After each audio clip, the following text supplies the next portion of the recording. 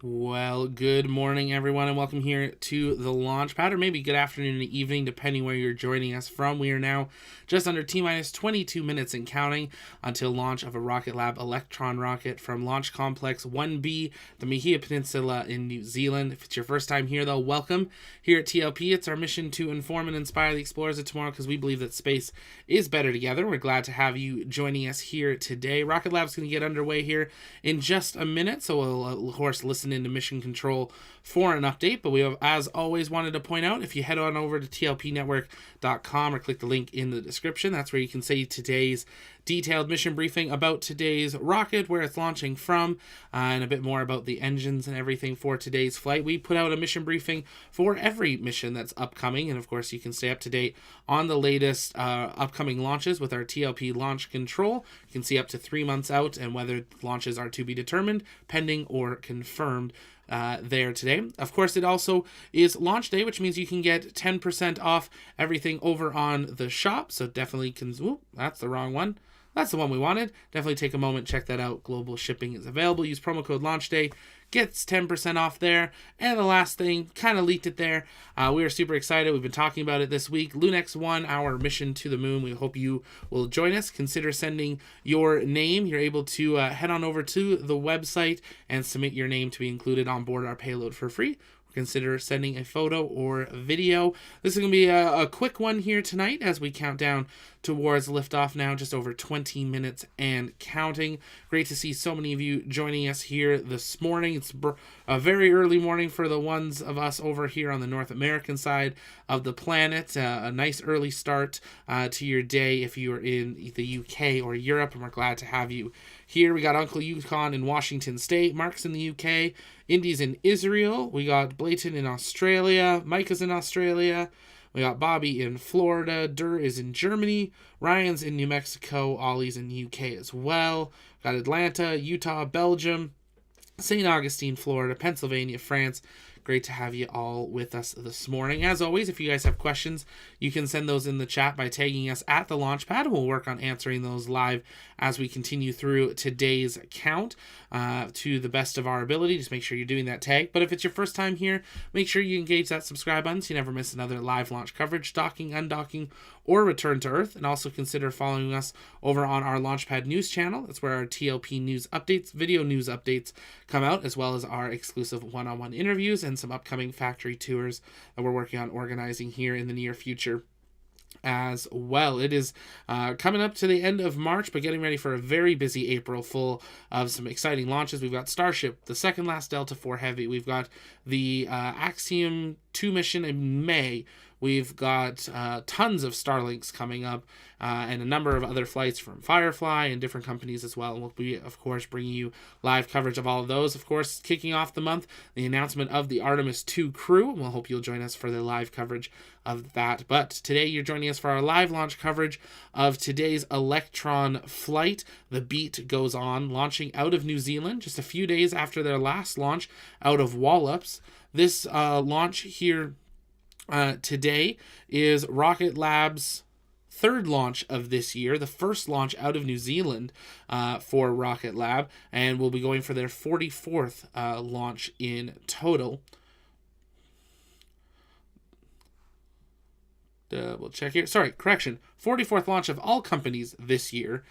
This will be Rocket Lab's 35th Electron launch. There we go. Get that number corrected there of the Electron rocket, as we are now T-minus 18 minutes and counting. Waiting for an update from Rocket Lab as they continue through today's countdown here this morning. As they did say they were going to get... okay, here we go. This is live TV, everybody. We just had an update from Rocket Lab. They are now holding due to space weather. That is a new one for me. We are now in a hold due to space weather. They are pending a new T0 due to a geomagnetic storm that is currently occurring above, I guess, the launch complex. We've been seeing some absolutely incredible aurora borealis occurring around the world today, all into the very southern parts of the United States, and we now are having actually effects of that now on the southern pole, affecting today's launch. So the team are assessing a new T0 based on the evolving conditions of the current geomagnetic storm, and we will be awaiting an update from them at that time. So we're going to answer some of your questions. You can send those in the chat by tagging us at the launch pad. We're going to work on seeing if we can confirm what today's launch window was as well. So bear with me while I pull that up as we get that from their press kit here. We did have it originally listed as an instantaneous launch window, but we'll see if we can get an updated window depending on the length of the time that they're actually able to launch here today. If that is delayed for too long, they would ultimately have to scrub here today. But if you're just joining us, welcome here to the launch pad. We've just entered a hold due to space weather. This is something we're working on being able to bring better coverage of, is actually bringing you space weather coverage as it is becoming more and more impactful. Today is the third day in the current set of launch windows that we have. The launch window opens at the current time. We do not have an end to the launch window on the kits that they have provided us that I can see at this time. So we are going to be sitting and waiting, just like all of you, for updates from RocketLab as we continue towards count. Ryan Cool is asking, what is this payload for? So this payload consists of 2 second-generation Earth imaging satellites for Black Sky. We've seen many launches from RocketLab with Black Sky going into their low Earth orbit constellation. They're putting up 60 satellites to increase the capacity of the company's real-time geospatial intelligence and monitoring capabilities. So they're launching 2 at a time with Electron, and that is what we were expecting to see them launch here this morning. Was these high-resolution multispectral Gen 2 satellites. We expect to see a number more of these launches in the near future, launching with Electron throughout this year as well.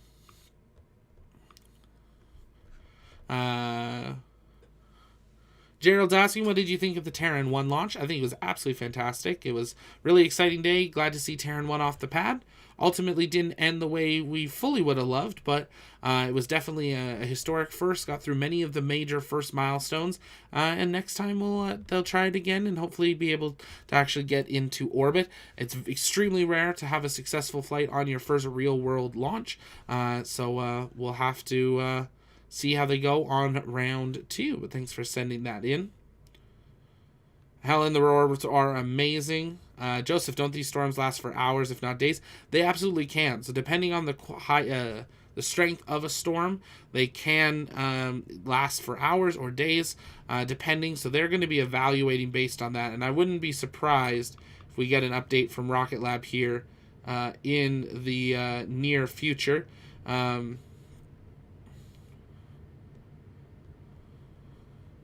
Taking a moment here, catching up. On the photos, people are posting pictures of the aurora here. Doesn't look like it's actually shot from New Zealand, so we're not going to pull that up there. But RocketLab saying that they are continuing to monitor the space weather and will assess a new T0. But due to that, we could see a longer delay for the flights here. We can pull up here briefly on the screen. This is an aurora forecast for the region. This is from NOAA here. So you can see here is Antarctica, and we've got Australia over here, New Zealand, and they're launching from that southern portion here. And there you can see that large impact and probability of an aurora up into the high 80-90 percentile. And they obviously are now detecting that and are having to delay today's flight due to that. This is a first, I think, for us actually having a launch delayed due to space weather, that we've been directly notified of that during the actual count. So we'll be keeping a close eye on that. Again, you can keep sending in those questions in the chat by tagging us at the launch pad, and we'll work on answering those. Why is asking, is your shirt in the store? A few of our shirts we're just resetting in the store, and they will be up by tomorrow. So, yeah, tomorrow there's more launches, so promo code launch day will work tomorrow, and we should have the rest of our schematic collection back up tomorrow. Indy's asking, what advantages are there in launching from New Zealand as opposed to closer to the equator? So it's a really great option for polar launches. They're close to the pole, so they're able to do that there. They also have quite a flexibility of trajectories that they can launch to for their things. Equators also have great options. So it really all depends on the payload, where they're wanting to send it, where the customer needs it to go, on where they're able to launch. It's a really great opportunity now is they have New Zealand, but then they also have Wallops further up. So they have much more opportunity and range of ability to be able to put out for their customers.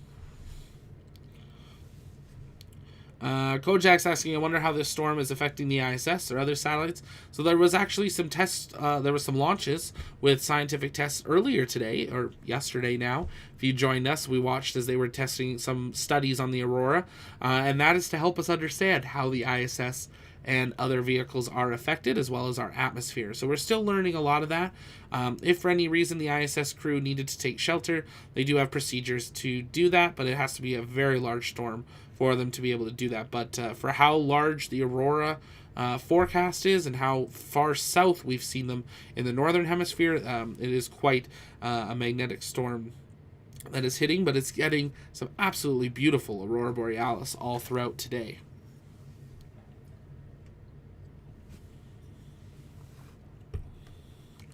South would like to see a replay of the 3D rocket. That live stream's up available, so if you want to go back and watch that, you definitely can.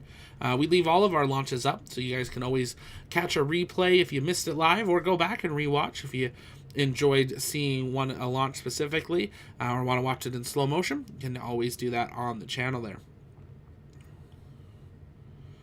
Alpaca, that was a cool launch in Sweden. Yeah, it was a great launch in Sweden. We saw 2 out of 4 of the launches out of Norway. We'll hopefully see another attempt later today now for the last 2 to launch out of Norway. John's asking, what time is it there? It is 1:46 in the morning. Nice middle of the night launch here for us. So we'll be keeping an eye for updates from Rocket Lab for a little bit of time here as we continue. Rocket Lab tweeting pictures of other people's auroras saying they're beautiful, but we can admire the light show, but we can't launch in it. So we'll wait for an update from them.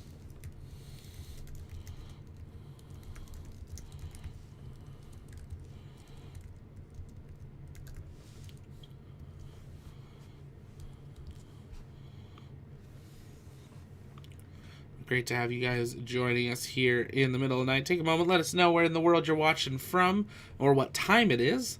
I know for a bunch of us it is middle there. Bob Angel, 3:45 a.m. Star Watchers in Michigan, 3:45 also. Excuse me. I tried not to do coffee tonight because I'd like to go to bed right after this and not be up all night. But that might have been the wrong decision. But we'll see what happens here. Kevin's asking, is there any agency that regulates the number of satellites in space? So each country has their own division, kind of like the FCC. Each country has a different agency that does track that. But there is not a limitation to the number of satellites in orbit. There's a limitation to frequency usage in different countries. So that's why we have the FCC in the United States, that companies have to file FCC licenses for launches, but also for their satellites. So that's where the limitation comes into effect.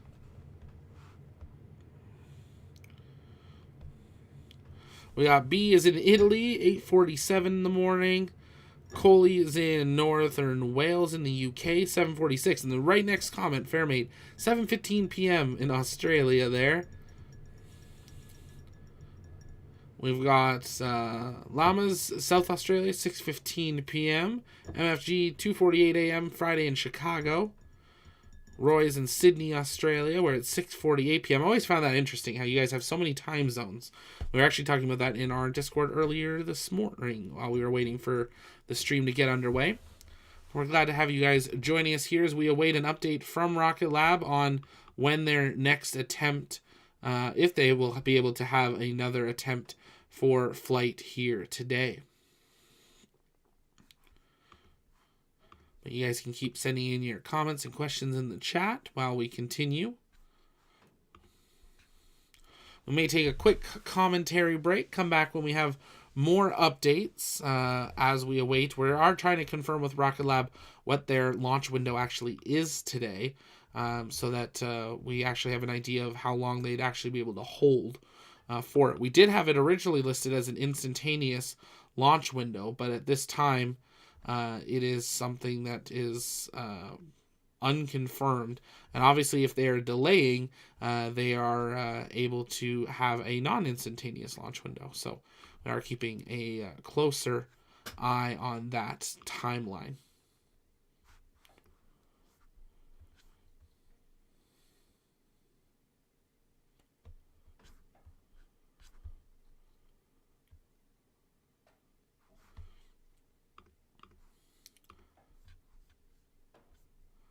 Up on the chat here.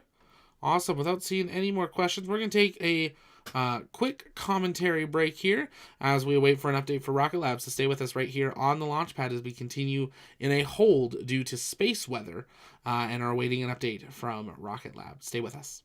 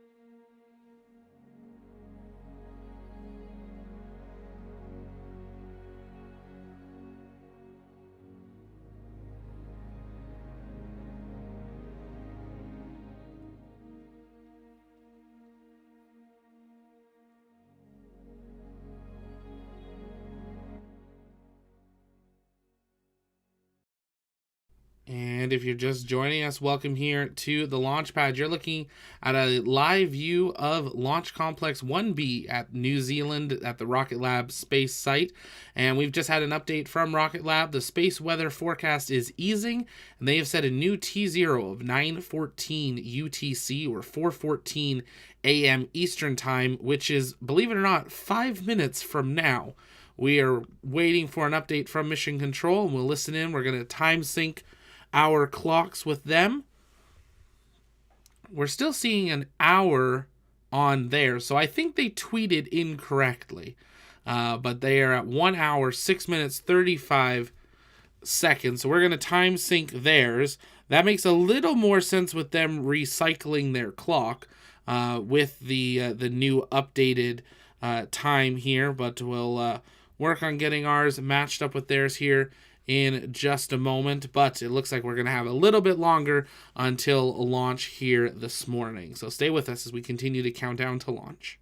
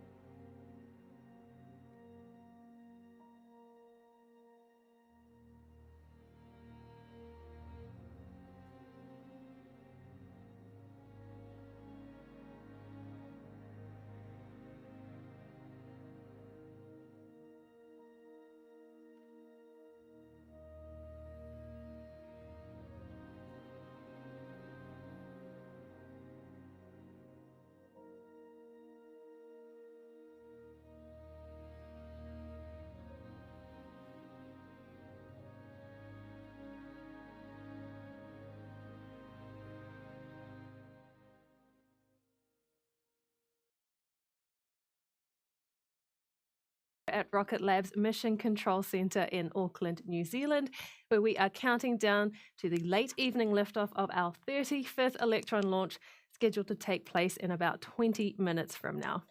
Hello and welcome to our live broadcast for a mission we have called The Beat Goes On for satellite operators Black Sky through their mission managers Spaceflight Inc. I'm Uriel Baker, and tonight I am joined by Neutron Systems Engineer Imogen Ray. Thank you so much for having me. I'm thrilled to be here. Electron is now vertical and ready on Pad B at RocketLab Launch Complex 1, our private orbital launch range on the Mahia Peninsula. Our first opportunity to launch today comes at 10:14 p.m. local time or 9:14 a.m. UTC. If you're in the US, that timing translates to 5:14 a.m. Eastern or 2:14 a.m. Pacific. Just as well, we had that 2-hour window today, given some unexpected space weather pushing our launch opportunity out to this new T0. Thanks so much for your patience. Should we need to stand down from a launch attempt today, we have plenty of opportunities through the rest of this month. However, all launch operations are running smoothly so far with our team on the ground in Mahia and our launch operators in mission control as we approach T0.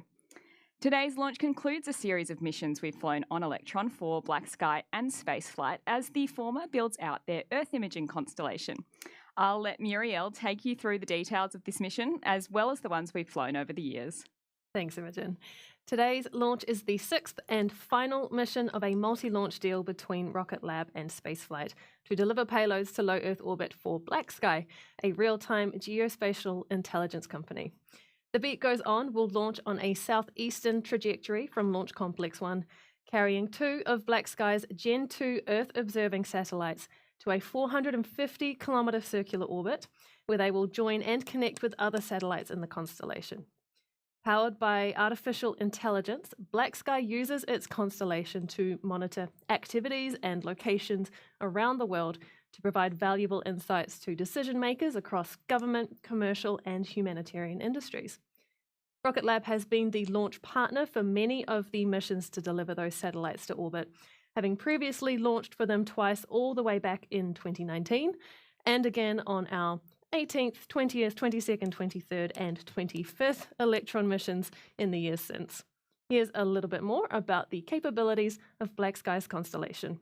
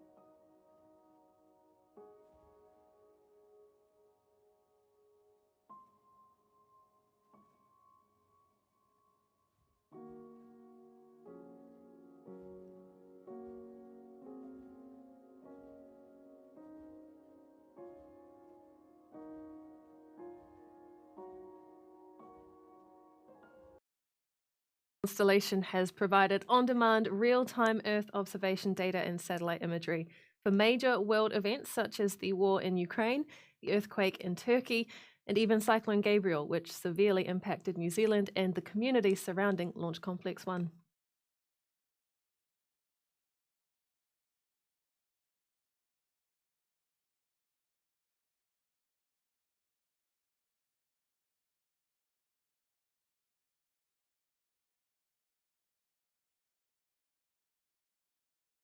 LD GC on mission. GCL. Umbilical arm and prime sequence is complete. Copy, thank you.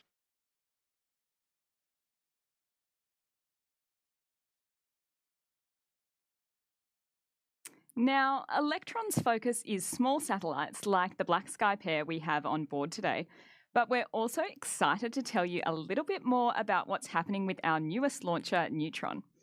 We'll be building on our deep heritage and proven experience designing, manufacturing, and launching Electron to develop a heavy lift capability. Neutron has a reusable first stage and is designed for mega constellations, lifting 13 tonnes to low Earth orbit, which is about 40 times the capacity of Electron. It will also deliver spacecraft to geostationary orbit and interplanetary destinations, and is being designed to be human spaceflight capable in the future. Recently, we've completed some major milestones towards our first flight in 2024 out of NASA's Wallops Flight Facility on Virginia's Eastern Shore, right next door to Electron's Launch Complex 2. In November last year, we kicked off operations for testing the 730 kilonewton Archimedes engine at NASA's Stennis Space Center in Mississippi. The test complex sprawls across a 1 million square foot area, which will fast track our path to first flight. Just 1 month later, we completed our first test at the centre, testing Archimedes engine ignition on development hardware. With Neutron standing at 42.8 metres or 140 feet, we've also seen some large hardware arrive, including tanks for the vehicle's second stage. The second stage tanks are 5 metres in diameter and are designed to carry the cryogenic liquid methane and liquid oxygen propellants. Like Electron, the tanks are made from carbon composite, which keeps the stage as light as possible and maximises the amount of payload Neutron can carry to orbit. We're excited to show you more as we progress towards first flight, and as always, you can get the latest news on our socials. And with that, we are right on time to tune into our Mission Control Center for today's launch to listen into the final go, no-go poll that's about to be run by our launch director, Julia Vembacher, to check in with our operators before heading into the terminal count ahead of launch. Now, each operator will check in from their stations with the LD to confirm systems are operating as they should. Let's listen in.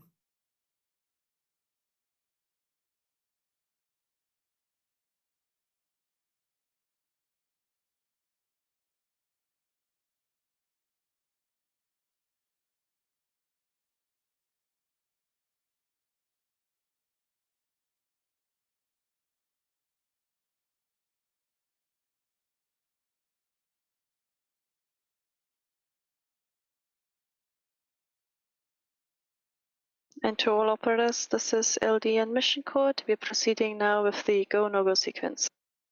Stage. Stages go. Avionics.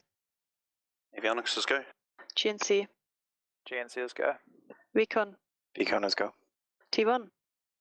T1 is go. GC. GC is go. PLS.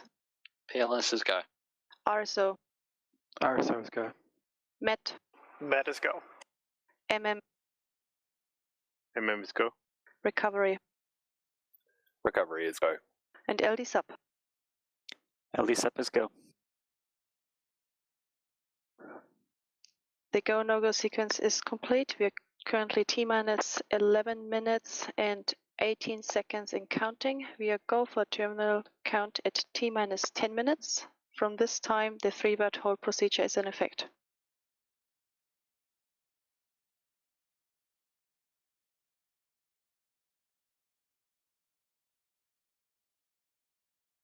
And that's Mission Control confirming that we will be proceeding with the rest of today's countdown and moving forward to liftoff.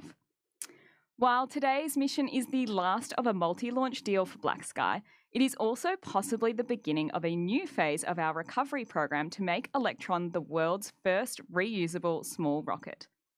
The Beat Goes On will be a marine recovery mission for our operators today, with the goal of retrieving Electron's first stage from the ocean downrange of Launch Complex 1. We've had many ocean splashdowns of Electron before. How it works is that our rocket launches to space with 2 parachutes attached internally to Electron's first stage. Once the first and second stage separate as normal, the first stage continues upwards on its trajectory before gravity brings it back down to Earth. As it descends, the first of the two parachutes, the first one we call the drogue chute, is released to help slow down the speed of the rocket's return. A few moments after that, the second and much larger main parachute is deployed to really put on the brakes and help bring Electron under a smoother, more controlled descent to the water's surface. It's here in the middle of the ocean off New Zealand's east coast that our recovery team is stationed on our recovery ship, waiting in the drop zone to meet the first stage. While previously we've used a helicopter to try and catch the rocket before it reaches the ocean, since we started pulling electrons from the water, our recovery team started to see a bit of a pattern with the return stages that they hadn't initially expected. It turns out Electron survives a swim in the ocean well enough that many of its components actually pass requalification for flight. So for this mission, we are putting the theory to the test of whether we need a helicopter at all.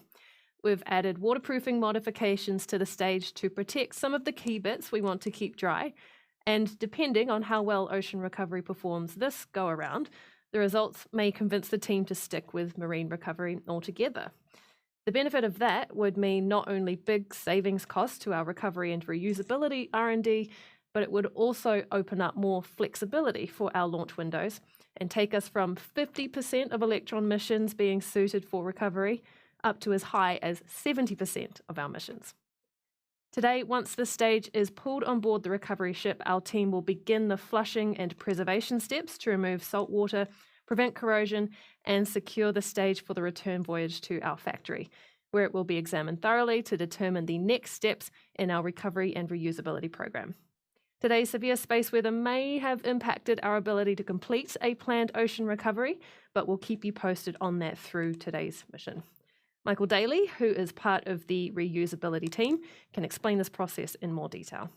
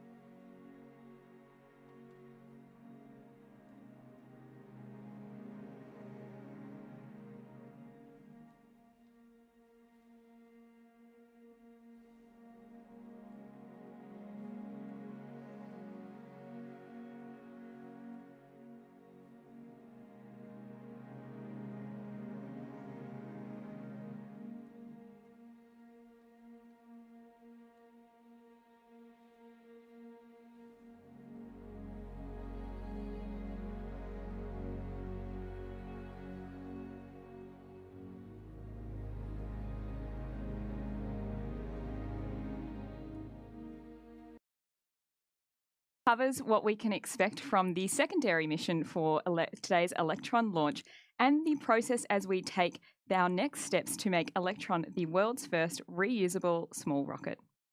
We've spoken a lot about how Electron works, but as you'll know, the whole reason we are here today is to put our customers' satellites in orbit. And not only do we perform that primary task, but at RocketLab, an even larger chunk of our business is building satellites themselves and the parts they need to work properly when they're in space. Here's a breakdown of the essential components of a satellite. First, in order to leave the rocket behind, a satellite needs a separation system. One side of the system is attached to the rocket and the other is attached to the satellite itself. A timed separation event will deploy the satellite at the precise moment needed to get the spacecraft in its proper place in the skies. And these separation systems are one of the space systems components RocketLab provides small satellites across both our own launches on Electron and for launches on other rockets. Next, satellites can't perform their intended functions without power. So solar panels charge the batteries on the satellites that keep the sensors running so they can collect their mission data. We provide these too, from individual solar cells that make up a solar panel to multiple solar panels wired in series to create an entire solar array. You've likely seen some of our solar solutions across some of the most important missions in space recently, including the James Webb Space Telescope, NASA's Parker Solar Probe, and the Mars InSight lander. Now, once in space, when a satellite passes over a ground station and needs to point an antenna at the Earth or wants to point a camera at a specific location, it needs attitude sensors and actuators, and RocketLab builds both. Attitude sensors, like the star trackers RocketLab makes, determine the orientation of a satellite. They are small star finders that compare what they see in space to star maps to find out where the spacecraft is pointing. RocketLab also builds actuators called reaction wheels that are used to correct the satellite's pointing depending on what the star tracker says. Together, they ensure the satellite keeps the solar panels pointed at the sun and the antenna pointed at the Earth. And last but certainly not least, a satellite space software keeps the payload connected and communicating with the teams on the ground managing the mission. And that's the gist of what makes a satellite a satellite. Speaking of, let's get back to the mission at hand and see where we are for The Beat Goes On. We are just 2 minutes away from launch now. Electron remains in good health and the Black Sky satellites inside the fairing are good to go. The weather remains green and the path to orbit is looking clear from Launch Complex 1 at T0. Soon we'll hear the call that LOX loading is complete on Electron, telling us that the rocket is fully fueled for launch. Then our launch director, Julia Wembacher, will be counting down the clock from mission control at T-minus 10 seconds.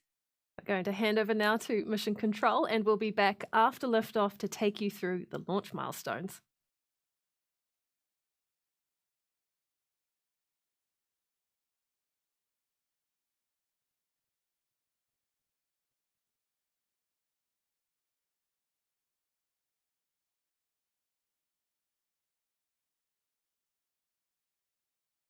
All avionics batteries have switched to internal power.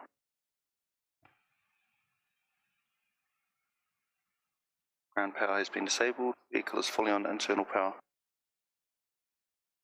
STS is enabled for flight.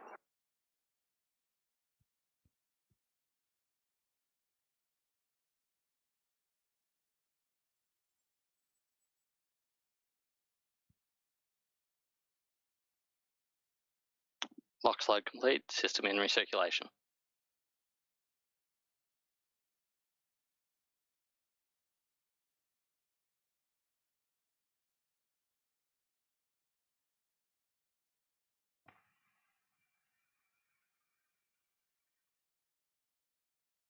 Anti-geysering system disabled.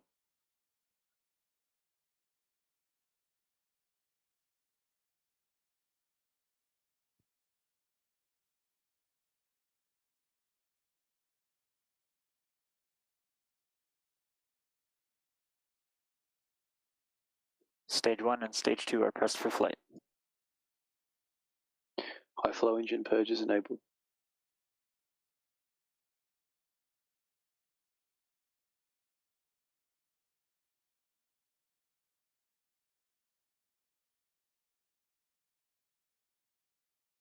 Deluge activated.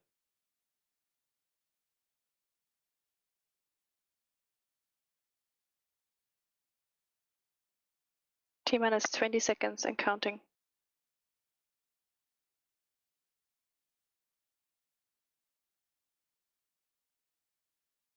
10, 9, 8, 7, 6, 5, 4, 3, 2, 1.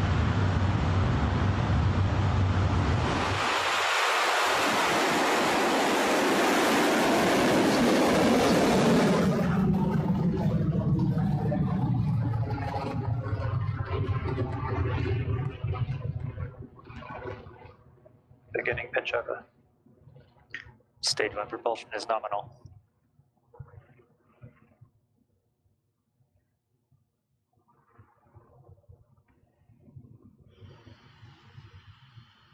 All right, T plus 32 seconds, and our 35th Electron mission is off the pad and on its way to orbit. The next mission milestone will be Max Q, when Electron experiences the most amount of mechanical stress as it heads skyward at the intersection of vehicle speed rising and air density dropping.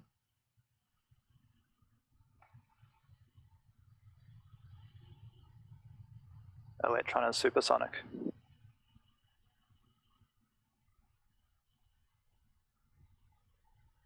Approaching max Q.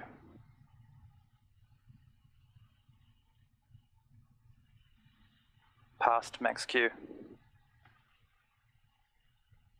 There it is from Mission Control. Electron has cleared Max Q and is now throttling back up to full noise as it continues onto space.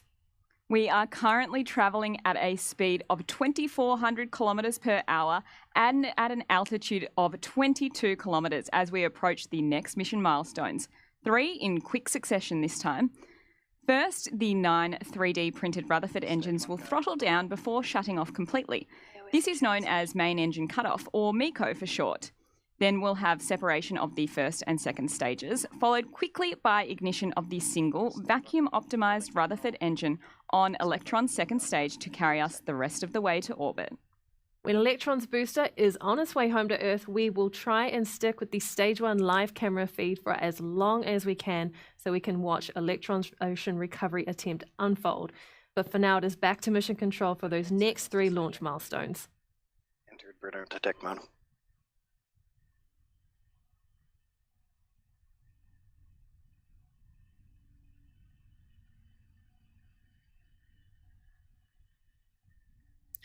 MECO confirmed.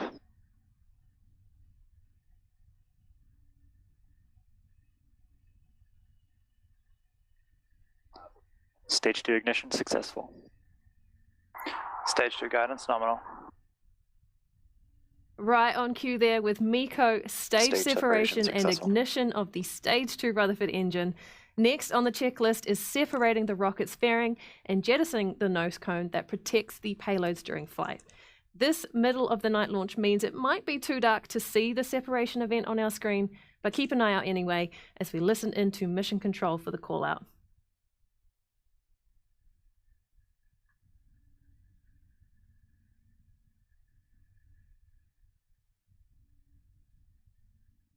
HVB battery discharge is nominal. Fairing jettison succeeded. And there's the Stage 2 confirmation propulsion we were nominal. waiting for. Electron's fairing has successfully been deployed. Stage 2 is continuing well with its payloads to orbit. The vehicle is currently reaching speeds of more than 8,500 kilometers per hour at an altitude of 135 kilometers.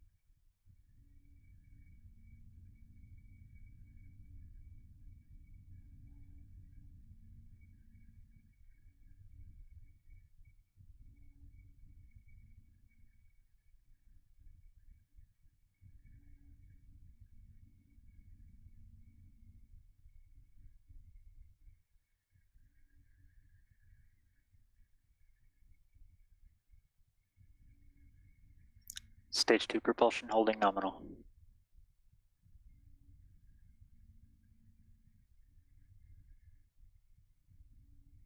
All right, at over 11,000 kilometers an hour and more than 180 kilometers in the air, this first launch from LC1 this year is going fantastic so far after 2 back-to-back launches from LC2 that started 2023 for Electron. That second LC2 mission actually flew just last week, so launching today marks the fastest we have ever turned around 2 missions. Our previous record was 15 days in 2022 between Capstone and a mission for the NRO. Back to the beat that goes on though, and as I said, all looks nominal. You can see there that Stage 2 Rutherford engine is burning bright to orbit. Stage 2 guidance nominal, 200 seconds remaining.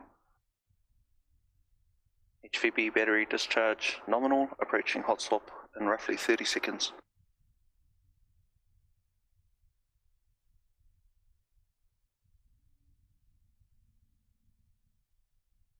So with Electron's second stage now at over 194 kilometers in the air, the vehicle will be coming up on its next event, the action of swapping the batteries that keep the second stage's Rutherford engine going. As our 3D printed engines are powered by batteries, by this point in the launch sequence, those batteries are getting low on energy. And as you might have caught on your screen there, they have since dropped off because our engine has switched to the other set on board to keep it going. That's why we call it the battery hot swap.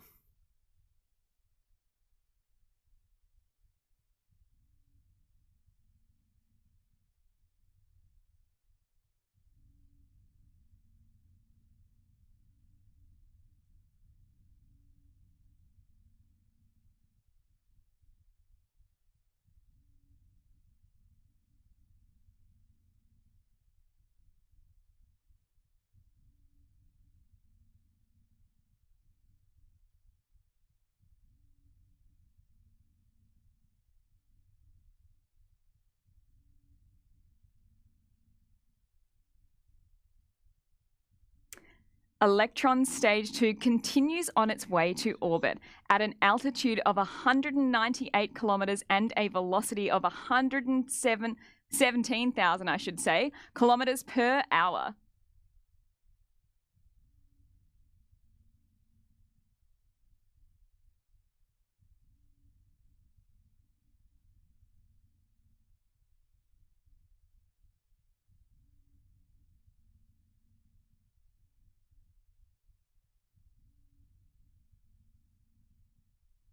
You saw it there for a brief second, but it looks like we've actually lost the video connection to Electron's booster coming back to Earth there. That's not to be unexpected, so don't panic. It's when the stage moves out of range to receive the live camera telemetry. We are still expecting the first stage's main parachute to deploy shortly at about 8 minutes into the mission. And we'll continue to listen into mission control to hear whether that's gone ahead.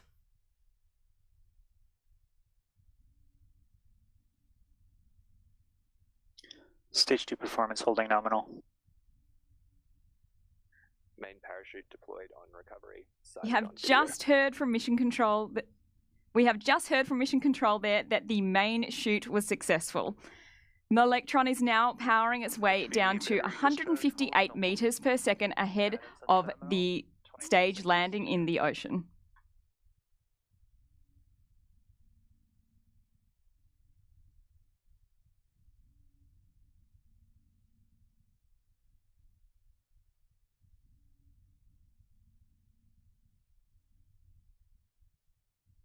So with a velocity of 26,000 kilometers an hour and an altitude of over 191 kilometers, the final mission milestone for the second stage will be SECO, or second engine cutoff.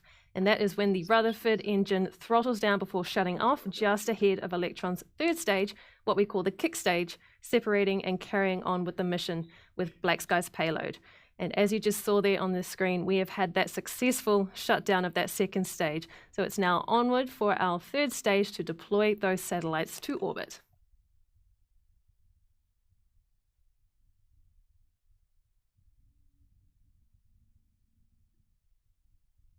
Black Sky's satellites are heading to a circular orbit today, but at the moment our kick stage is on an elliptical first pass.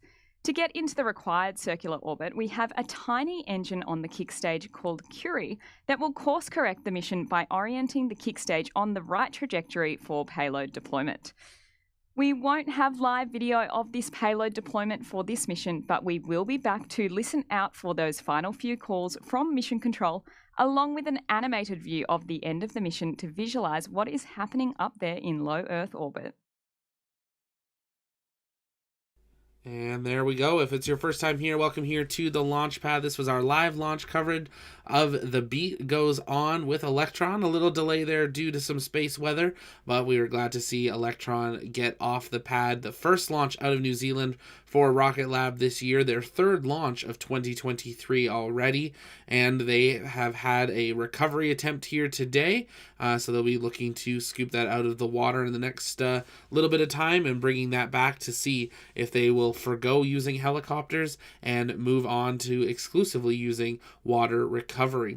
Payload deployment's expected 57 minutes, 28 seconds into flight, and as they just said there, they won't have any live views, so with it being the middle of the night and no live views of deployment, we're going to wrap it up here. Here at TLP, it's our mission to inform and inspire the explorers of tomorrow because we believe that space is better together, and we were glad to have you joining us here. If you haven't yet, take a moment, head on over to the website, check out Lunex 1, and join our payload to the moon by sending your name, photo, or video on board. And of course, it is launch day, so you can use promo code LAUNCHDAY over on our shop and get 10% off of everything. Global shipping is available. And last but not least, consider joining us over on the TLP Discord. That's where our community hangs out in between launches and hosts watch parties during launches. So you never miss another live launch coverage. Make sure you engage that subscribe button, but that's going to do it for me here from 3:30 in the morning from TLP HQ. My name's Zach. This was our live launch coverage of Electron. The Beat Goes On, and I'll see you later today for another launch. Bye-bye.